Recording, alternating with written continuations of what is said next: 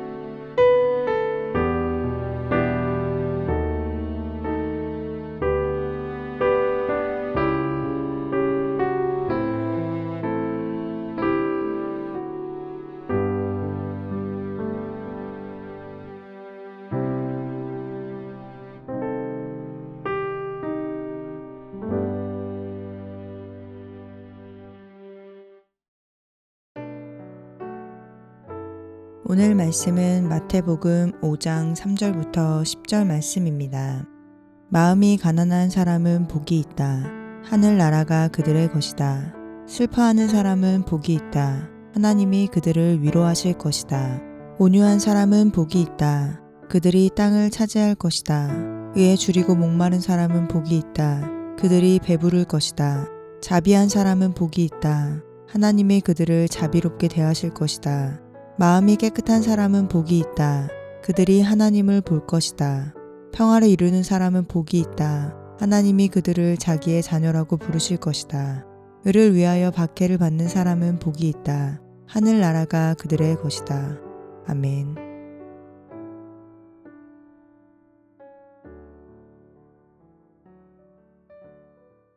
오늘 우리가 함께 읽은 말씀은 아주 유명한 말씀입니다.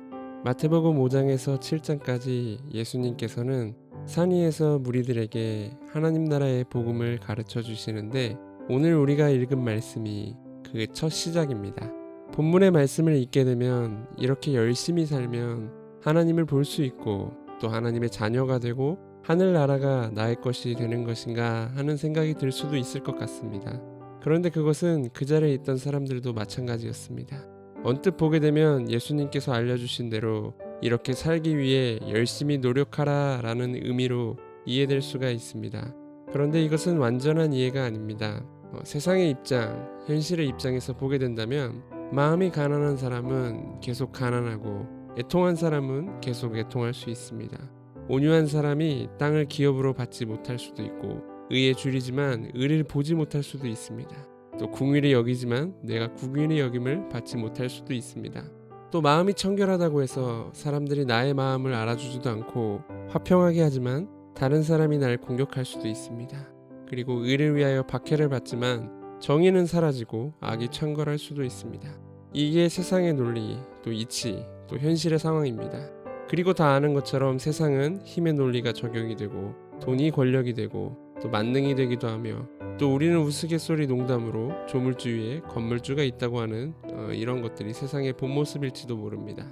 그리고 이러한 세상에서 좋은 소식, 굿뉴스란 성공과 부, 재물, 장수, 또 전쟁에서 승리와 같은 것일 것입니다. 그런데 예수님께서는 전혀 다른 이야기를 하십니다.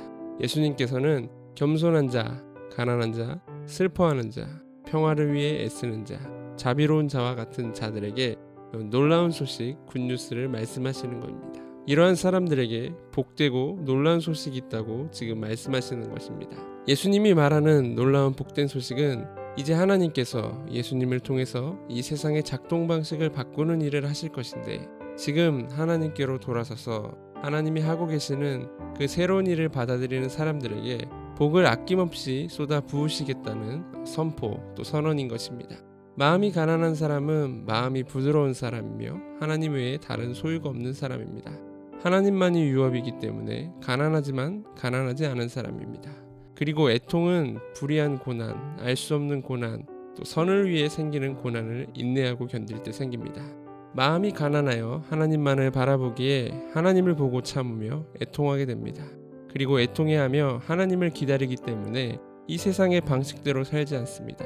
세상의 방식이 아니라 하나님을 기다리며 하나님의 뜻에 자신을 맡기고 따르는 온유함에 이르게 됩니다.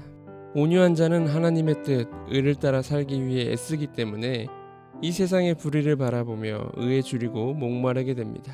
그리고 의에 줄이고 목이 마르기 때문에 아버지의 마음, 아버지의 궁휼로 이웃을 궁휼히 여기는 마음을 가지게 되며, 또 불쌍히 여김을 받았기 때문에 불쌍히 여기는 자가 되어 이 세상에서 하나님 나라의 은혜와 궁휼의 통치 아래서 불의를 바라보며 애통하게 살아가게 됩니다.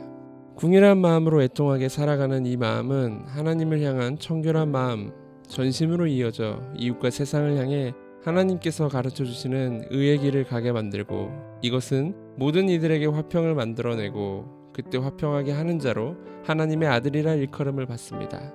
제가 8가지 복을 쭉 나열해 보았는데, 제가 나열하는 동안에 무언가 연상되거나 떠오르는 게 있을 수도 있습니다. 사실 이 8가지의 복의 길은 예수님의 길입니다. 그래서 이 길을 따라가는 것은 예수님을 따라 십자가와 부활의 길로 가는 것이며, 예수님을 따라 영광과 고난과 또 승리와 핍박도 함께 당하는 것입니다. 그래서 이 복의 내용 말미에 예수님 때문에 욕과 핍박과 악한 말을 듣는 것은 복된 상태라고 말합니다. 하나님의 다스림을 따라서 예수님의 길을 따라가는 복을 누리고 있기 때문에 복되다고 말하는 것입니다. 그런데 이런 사람들에게 굿뉴스가 있다고 하는 것입니다. 하나님께서는 이전의 삶에서 돌이켜 하나님의 다스림과 말씀을 따라 살고자 하는 이들, 의의 길인 예수님을 따라가는 이들에게 이 복을 더욱더 풍성하게 아낌없이 쏟아부으실 것이라고 예수님을 통해 가르쳐주고 계십니다. 그런데 이 복은 분명히 이 땅에서 우리가 누려야 하는 복이면서 또 우리가 살아내야 하는 우리의 의무이기도 합니다. 사실 이러한 복을 누리는 삶은 하나님 나라가 완성되었을 때 우리가 누리는 복된 삶입니다.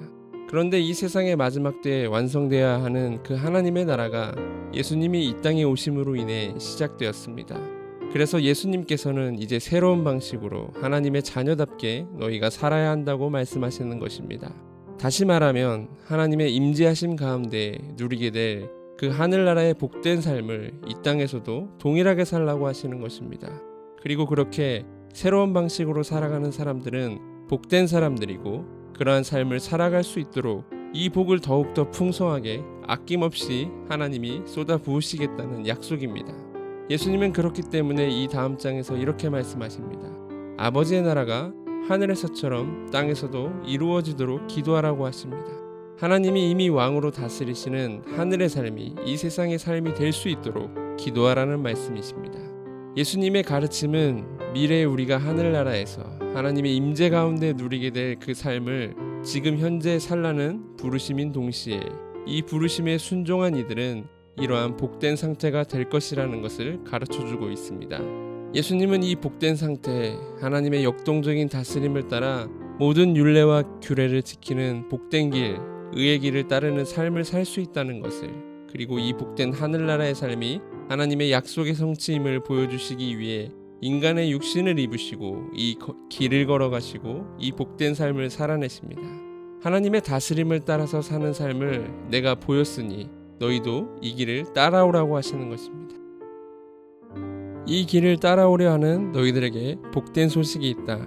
이제 나를 따라오는 너희들에게 이 복을 넘치도록 부어줄 테니 이제 세상의 방식이 아닌 새로운 방식, 하늘나라의 다스림을 따르는 삶으로 들어오라고 하시는 것입니다. 우리는 이 땅에서 이러한 삶을 살도록 초청되었고 이러한 삶을 살아가도록 부르심을 받았습니다. 우리가 이러한 삶으로 초청받고 부르심을 받은 데에는 목적이 있습니다. 그 목적은 뒤이은 9절에서 알 수 있습니다. 13절에 보게 되면 너희가 이 땅의 소금이라고 말씀하십니다. 그런데 그 소금이 맛을 잃어버리면 어떡하냐고 합니다. 하나님은 원래 이스라엘을 세상의 소금이 되라고 부르셨습니다. 그런데 이스라엘은 그런 하나님의 목적과 계획을 제대로 알지 못했고 소금이 되지 못했습니다. 그리고 이제 새로운 이스라엘인 예수님께서 친히 이 땅으로 오셨습니다. 그리고 예수님께서 이 복된 삶을 살아내셨고 이제 우리들에게 예수님이 걸어가신 그 길을 뒤따르는 제자가 되어서 의의 길을 따르는 복된 삶으로 이 땅의 소금이 되라고 말씀하시는 것입니다. 소금은 독특한 맛이 있는데 짠맛입니다. 그런데 이 짠맛의 역할은 간이라는 것보다 당시의 시대에서는 더 큰 역할이 있었습니다. 바로 상하는 것을 막는 부패를 막는 역할입니다. 오랫동안 보존하며 먹을 수 있도록 상하는 것을 방지하는 것이 고대의 소금 본연의 역할입니다. 이 시대는 힘의 논리, 약육강식의 논리가 지배하며 악과 불의가 넘쳐납니다. 그러한 가운데 복된 삶, 하나님의 다스림을 받는 삶, 예수 그리스도를 따라 의의 길을 걸어가는 삶, 이러한 삶을 살아냄으로써 이 세상이 부패하는 것을 막으라는 것입니다. 가난하고 부드러운 마음으로 슬퍼하고 온유한 마음으로 의에 줄이고 목마른 마음과 자비한 마음, 깨끗한 마음, 궁율의 마음으로 화평을 이루어가는 것입니다. 하나님이 지으신 이 아름다운 창조의 세계가 악으로 불의로 지금은 뒤덮여 있지만 우리가 복된 삶, 새로운 삶을 통해서 더 이상 부패하지 않도록 하는 부르심을 우리 모두에게 주신 것입니다. 그래서 예수님은 우리를 빛으로 부르셨다고 말씀하십니다. 이 빛은 세상의 어두운 구석구석을 비추는 빛입니다. 악을 드러내는 빛이 아니라 어둠 속에서 방황하고 방향을 잃은 이들이 길을 찾을 수 있도록 우리를 보고 의의 길, 예수를 따르는 길, 하나님 나라의 자녀된 새로운 삶으로 나아올 수 있도록 빛을 드러내라고 하십니다. 그래서 예수님을 따르는 의의 길, 하나님의 다스림을 따라 사는 하늘나라의 삶을 지금 이 땅에서 살아가게 되면 우리의 복된 삶, 이 착한 행실을 보고 사람들이 하나님께로 나올 수 있게 되는 것입니다. 우리가 그러한 삶을 살아낼 때 불신자들의 양심에서도 이것을 구분하게 됩니다. 그들의 양심이 우리의 착한 행실, 즉 복된 이 예수를 따르는 의의 길에 살아내는 것을 볼 때 그들의 마음에 갈등이 생깁니다. 우리의 착한 행실의 빛을 보고 그들의 양심이 불의와 정의를 행하는 것을 견디지 못하고 의의 길로 나갈 수 있도록 흔들리게 되는 것입니다. 그래서 그들이 세상의 가치관을 따르지만 그들의 속에 있는 그 양심이 이것을 견디지 못하여 하나님의 다스림에 순종하는 이 복된 삶을 보고 이 복된 길로 마음이 끌리게 되는 것입니다. 저기에는 도대체 무엇이 있기에 내 양심이 이렇게 못 견뎌야 하는가 느끼게 되는 것입니다. 그렇게 그들의 양심과 그들의 마음이 우리의 빛을 보고 오도록 만드는 것입니다. 그런데 우리가 이 길을 가지 못하기 때문에 세상이 부패하고 볼 수 있는 빛이 없기 때문에 양심은 여전히 어두운 가운데서 갈 바를 찾지 못하는 것입니다.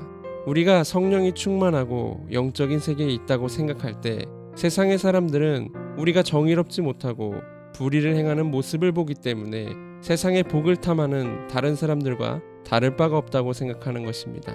그리고 여기에 대해 경고를 하는 것이 20절입니다. 하나님의 역동적인 다스림과 복된 삶의 의미를 모른 채 주의 마음이 없이 형식적으로 행하는 도덕과 윤리일지라도 그것보다도 너희가 못한다면 아버지의 하늘나라 그 아버지가 계신 곳으로 너희가 갈 수 없다고 경고하십니다. 이런 경고를 보니 이것은 복이 아니라고 생각할 수 있습니다. 내가 어떻게 할 수 있나? 저건 사람이 할 수 있는 것이 아니다. 세상에서 어떻게 바보같이 그런 삶을 살 수 있냐고 물을 수 있고 생각이 들 수도 있습니다. 그런데 하나님께서는 친히 낮아지셔서 우리와 같은 인간의 육신을 입으시고 이 땅에 아들로 오셔서 이 삶을 살아내십니다. 그리고 내 뒤를 따라오라고 하십니다. 그리고 내 뒤를 따르는 이 사람들에게 이제 약속하십니다. 너희의 모든 더러움을 내가 씻어내고 너희에게 부드러운 마음, 새로운 마음을 주어서 이러한 마음으로 이 세상에서 복된 삶을 살아가도록 하겠고 그러한 자들에게 내가 이제 더욱더 풍성한 복을 넘치도록 쏟아 붓겠다고 약속하십니다. 그리고 이러한 자들을 통해서 이 세상이 더 이상 악과 불의로 망가지지 않도록 부패하지 않도록 하고 이 세상에서 불의와 정의를 행하는 이들 그리고 모든 불신자들의 양심이 흔들리고 갈등하게 하여서 어둠 속에 있는 양심이 깨어나 빛 가운데로 나올 수 있도록 하겠다는 것이 하나님의 가르침이고 약속입니다. 그래서 우리는 기도해야 합니다. 이 다음 장에 나오는 것처럼 아버지의 다스림이 그 나라의 왕적인 다스림이 우리 가운데 있습니다.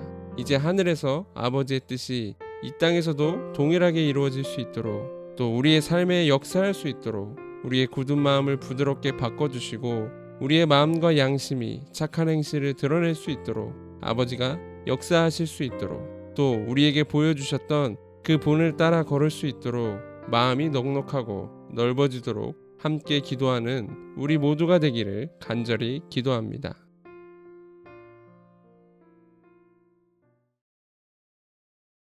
하나님의 다스리심을 따라서 복된 삶의 모형을 보여주신 예수님의 발자취를 따라 이 땅에서 복된 삶을 살아갈 수 있도록 우리의 마음을 지켜주시고 용기를 주셔서 우리의 삶이 빛과 소금이 될 수 있도록 인도하여 주십시오. 들으신 말씀을 생각하시면서 함께 기도하시겠습니다.